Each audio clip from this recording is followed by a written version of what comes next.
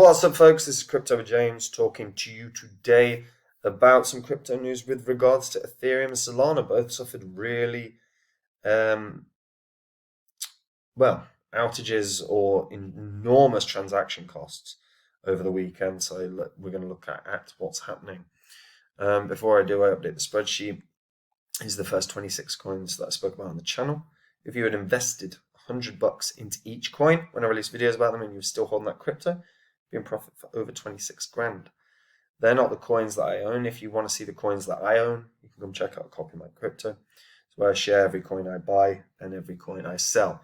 Now we are hurtling towards a recession. We're going to be in a deeper bear cycle soon enough. These are the opportunities to get cryptos at discount prices. So, I've been saying this for bloody ages, and damn near every video is build your list of coins that you're excited about long term. I've been doing that for a few years, and now we're at that point where I can start sharing the coins that I'm really watching for retracements, because if they have enough, I think they can do 20x's, 40x's, 50x's, 100x's. I'm going to be sharing them with the members, and I've already shared a few that I'm really watching. If you want to know what I'm really interested in the bear cycle, because I found Phantom in the bear cycle, even that's still up 155 times. So there are opportunities in the market. If you want to know which coins I'm looking at for the bear cycle, click the link in the description and check it out. All right, guys. NFT buying frenzies disrupted Solana and Ethereum's blockchains massively. So Solana halted completely, had to be restarted. And Ethereum continued because it always continues. However, what happens when Ethereum continues? Gas fees to the roof. So basically what happened, Solana was fully offline. Blocks were not being produced for about 8 hours. That is bad. The approximate cause of the outages was the same: high traffic. The source of demand and each network's response to it was quite different. So basically what happened is Solana resumed operation only after network validators performed a cluster restart. The outage stemmed from enormous congestion because of activities of specialized bots. And these are a consistent problem in the space. What ends up happening is someone releases an NFT and these bots blind mint them immediately, and then put them on secondary markets and sell them for profit. The traffic became so intense that the network suffered a breakdown in consensus, which ultimately led to the shutdown of the blockchain. For months, we've seen issues on Solana. When a new project mints, bots try to snipe the mints and immediately relist on secondary markets for extra money. The past 2 weeks has obviously seen an escalation in bot activity, and yesterday some validators recorded in excess of 100 Gbps in network ingress and 4 million packets per second, which is basically transactions being submitted. That's 100,000 Mbps. Most home internet connections are only 100. So obviously Solana shut down as a result. Restarts, one of the Solana validators stated restarts are incredibly frustrating, time-consuming. It was upsetting to Sol supporters, investors, and everyone else involved. This one went off remarkably well, all things considered, but it's not a desirable situation. And of course it's not. That's 8 hours. It's a long goddamn time in crypto. Most of these transactions came via Metaplex, whose candy machine tools Solana-based NFT projects rely on to launch their collections, according to the group. Metaplex is instituting a first-time 0.01 Sol fee to prevent bots from effectively spamming the network. Hopefully this does help, but bots, these guys that create these bots are clever. It's not going to take long before they figure out a solution to that problem. Solana itself currently lacks a fee market to control spam or sudden surges in traffic. It was proposed in January, and it's a suggestion that's been reiterated last month. This is not the first time Solana's had major outages. We saw it in January for similar reasons. And we also saw it in September of 2021. Solana's been fine. It's recovered well. The price hasn't really been unduly affected. Ethereum similar stuff basically happened, but Ethereum never shuts down. It's a gas war. So that's the problem. That's what happened. So basically, 95,000 plot NFTs are listed on OpenSea with a floor price of 4.2 Ethereum. This is based on Bored Ape Yacht Club. So they've done a virtual land sale inspired by Bored Ape Yacht Club called Other Side. Would-be landowners in the Metaverse project, which does not yet exist, had to qualify for a whitelist, including registration for KYC purposes, and were limited to 2 NFTs each. But as they attempted to score their swathe of virtual real estate, gas fees shot as high as 8,600 GUI, temporarily sending the cost of transactions into the thousands of dollars. In fact, in terms of the actual Ethereum that was spent, more than 64,000 Ethereum, which is around 180 million, was spent during the NFT mint. $180 million worth of transaction costs.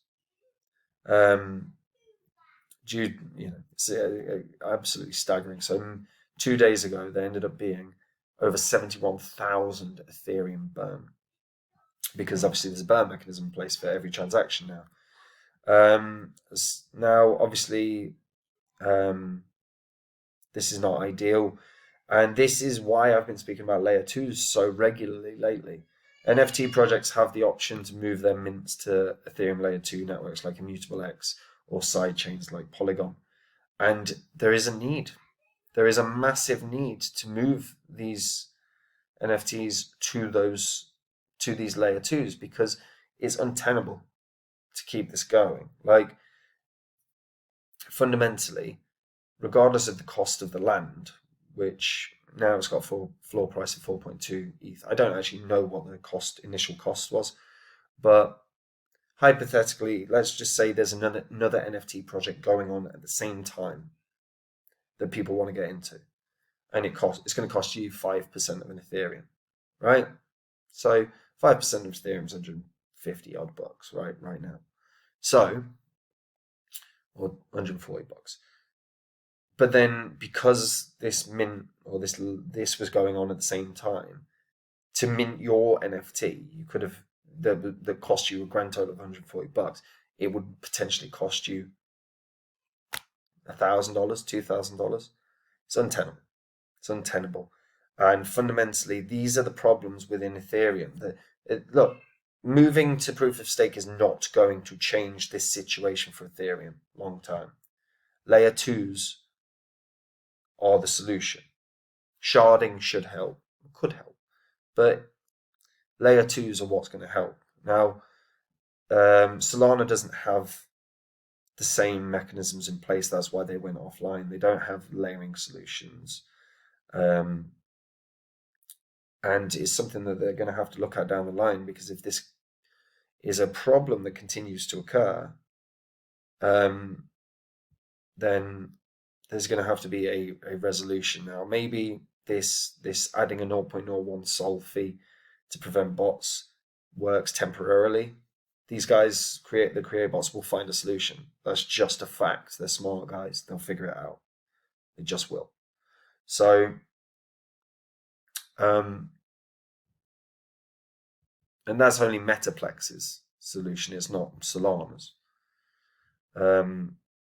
So we're going to have to see how they incorporate fees to potentially control spam, because they might have to do something similar, and we might end up, feasibly, you could end up with a gas war on Solana. I don't think that's likely, but I think they'll find an alternative solution. But this is staggering.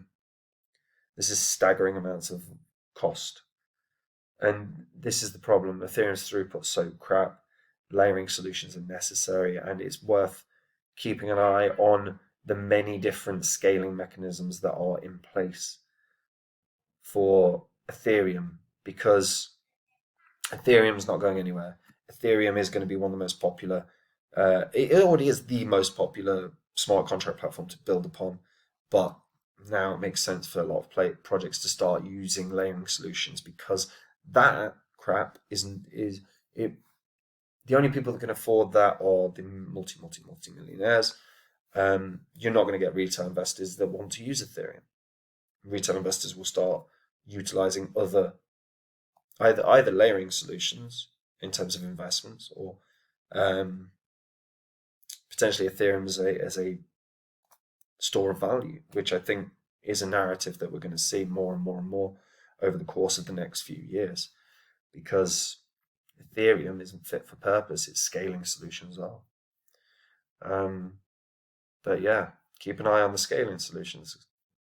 It's really simple, because they're going to grow. They have to grow to relieve Ethereum of some of the burden that it's suffering with. So what do you think? What was your favorite layering solution? Let me know in the comments down below. I know I've been banging on about layer 2s for a while now. But yeah, let me know. Like the video, subscribe to the channel, hit that bell notification so you know when new content is coming out. And if you're new to crypto, or even if you've been in crypto a while, but you've not been building up that list of coins that you're excited about for the bear cycle, then come check out Copy My Cryptos, where I'm sharing the coins that I'm really excited about for the bear cycle. When I think that they've hit the price points that should make a 20x return, a 40x return, a 50 or 100. I'm going to be sharing them with the members. So if you want to be a part of that, click the link in the description and check it out. Anyway, take it easy, guys. Bye-bye.